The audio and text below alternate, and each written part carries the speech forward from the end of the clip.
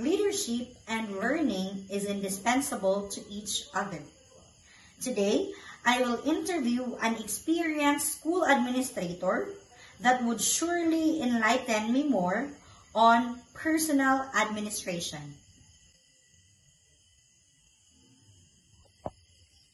Good day, ma'am. I'm Eloisa Villarin, currently studying my master's degree, and one of my course this semester is personal administration. So thank you very much for giving your time today. I truly appreciate the opportunity to learn from your insights and experiences regarding the personal administration in school.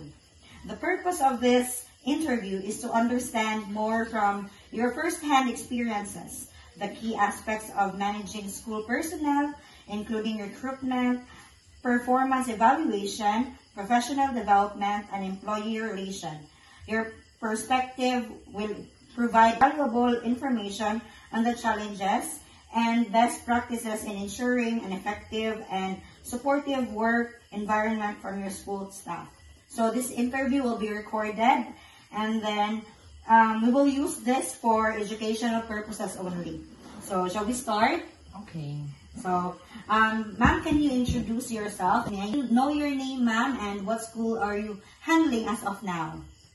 Okay, I'm Annalisa Villarin, the school principal of Malolos Elementary School, District of Barili 2.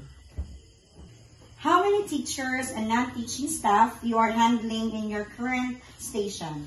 Okay, Malolos Elementary School has 17 teachers and 1 non-teaching personnel. What are the key responsibilities in managing school personnel? The key responsibilities in managing a school is that I am an instructional leader and an administrative manager. What are the common conflicts you encountered in your school? Wherever we are, conflict is everywhere.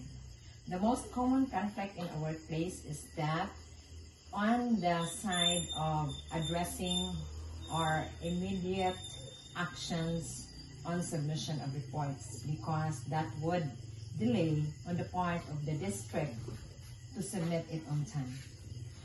What strategies do you use in maintaining a positive environment for them, knowing their numbers are quite big? Okay, there's no such thing as one size fits all strategies. The only thing that I did is that I have to be the role model of my subordinates. How do you ensure that the school staffs meet their required qualifications and competencies?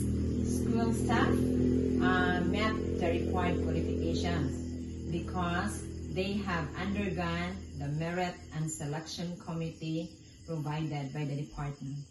How do you evaluate their performances, and how do you provide feedbacking in support and for their improvement? Evaluating teachers' performance and in the provision of feedbacking mechanism, of course, this will be done through classroom observations, utilizing the classroom observation tools, in which there will be a post-observation conference, and if the need arises, the provision of technical assistance.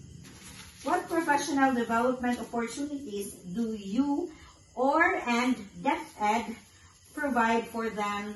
There were many professional development provided by the Department of Education, and one of which is the School Learning Action Cell, or the LAC session.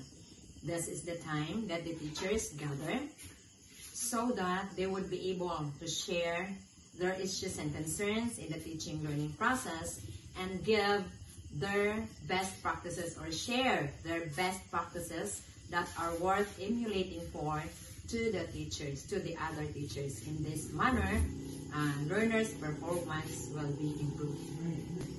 So, aside from being a school principal in Malolos Elementary School, do you have other roles or tasks that is assigned to you? Aside from being the school principal, I was also designated as the district kindergarten coordinator and a member of the school ranking committee. I mean the district sub-selection committee in charge on the ranking of T1 applicants, ranking for promotion, and ranking of teachers or transfer of teachers from one station to another. So, speaking of ranking committee, what are the challenges you encounter in the hiring process of qualified teachers? For me, there is no such thing as challenges on the hiring. It's because it's the division's duties and responsibilities to do the hiring. And of course, it is in adherence to the policy on ranking. How do you ensure transparency and fairness in the said task? Transparency and fairness is exercised first and foremost because we religiously follow the rules and regulations implemented by the department in the hiring process. Lastly, what advice can you give to all aspiring school administrators like me who are enrolled in the same course and in the major that we are enrolled now? One piece of advice for the aspirants: if you are given the opportunity to lead the school, simply exercise authority, responsibility, and accountability in managing the school in order to be a good leader, an efficient and effective leader. As we conclude this interview, I want to express my sincere gratitude for your time and sharing your expertise, Mrs. Annalisa Villarin. Thank you very much, and I really appreciate your willingness to share your knowledge, and I've learned a lot today. So thank you very much, and God bless.